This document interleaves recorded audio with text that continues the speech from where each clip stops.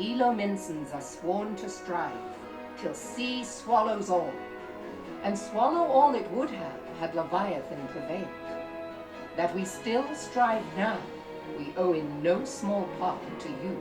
Not for the first time, you have delivered Limsa Lominsa from the wrath of a primal. Never has our nation known a stouter ally. On behalf of my people, I give you my humblest thanks.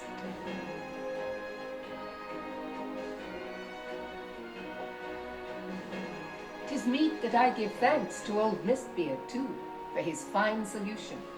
Whatever else he may have been, 'tis clear he was a resourceful soul. Would that I had a man like him in my service.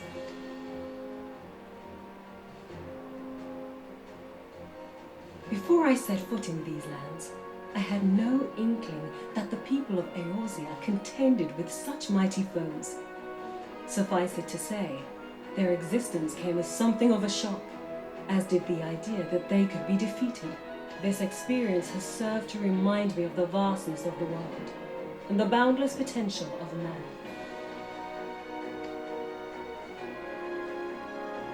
Though I am but a refugee in this realm, I would fain be of use to you in your fight. Know that I am tutored in one of the foremost combat arts of the Far East.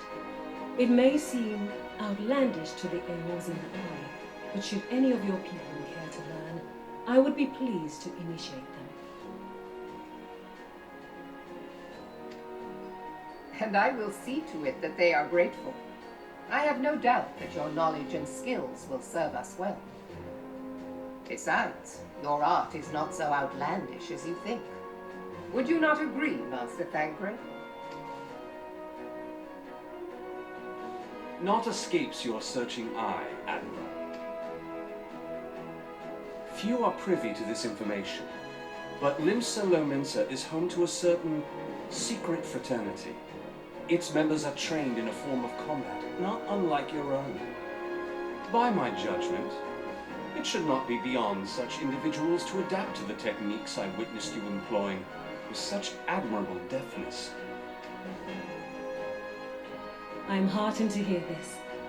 I too noted a kinship between your style and mine own, though it seemed to me that you fought differently in the beginning. I suppose I did. What can I say? I'm a man of many talents. Though you may labour to believe it, Thancred was once something of a scoundrel who fraternized with the criminal class in these parts. Istola!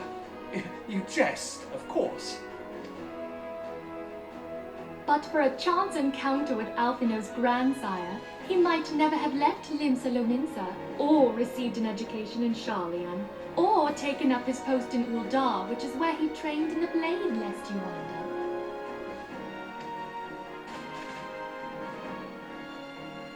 Minfilia, please!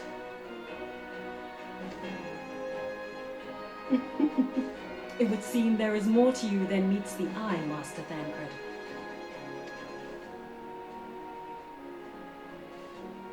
Lady Ugiri, I am told that you and yours came to Eorzea seeking permanent resettlement, and that many domins have since been engaged as frontier hands at Revenant's Toll. Morderna is many things, but a place of refuge it is not. Know that I would like nothing better than to furnish your people with a new home here on Lominsan soil. Alas, racked by instability as we are, our nation is in no fit state to take you in. Yet I'll not have it said that we turned a blind eye to your suffering. Until such time as we can do more, I pledge to send provisions. We are in your debt, Admiral. I realize that it scarce qualifies as repayment, but if it please you, I shall set about sharing my martial knowledge with your people at once.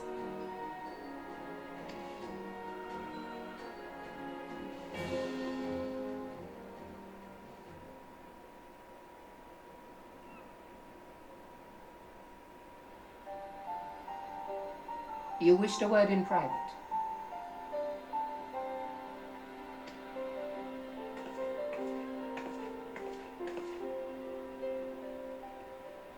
The better not to spoil the festive mood.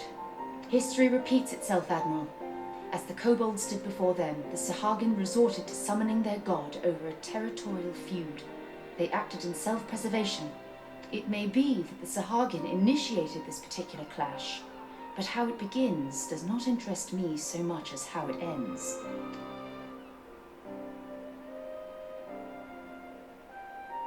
I have not forgotten our conversation, Yashtola. I am aware that man bears part of the blame for the primal's existence. Nor am I ignorant of the Sahagin's reason for acting.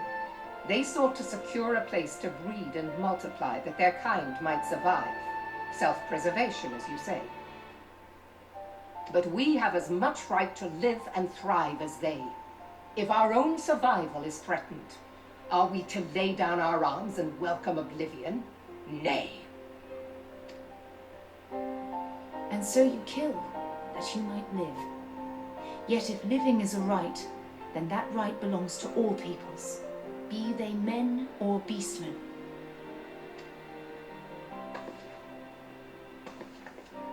I'll not deny your reasoning, but when a storm gathers, it falls to me to see my people safely through it.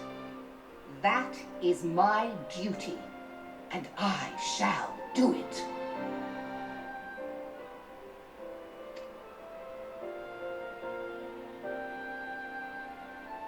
As must we all, Admiral. Stay the course then, but know that it will lead to no good end.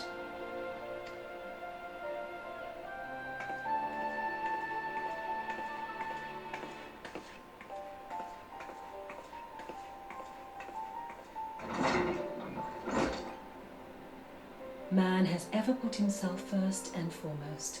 To justify his actions, he clads himself in the armor of righteousness, though it be a fancy of his own making.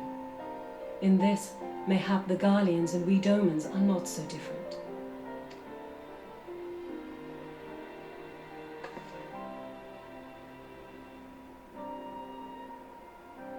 Eorzea has become as a raging sea. If we are to keep our heads above the waves, we cannot scruple to drown the man next to us. When hopes of coexistence founder, strength must determine who has the greater right to live.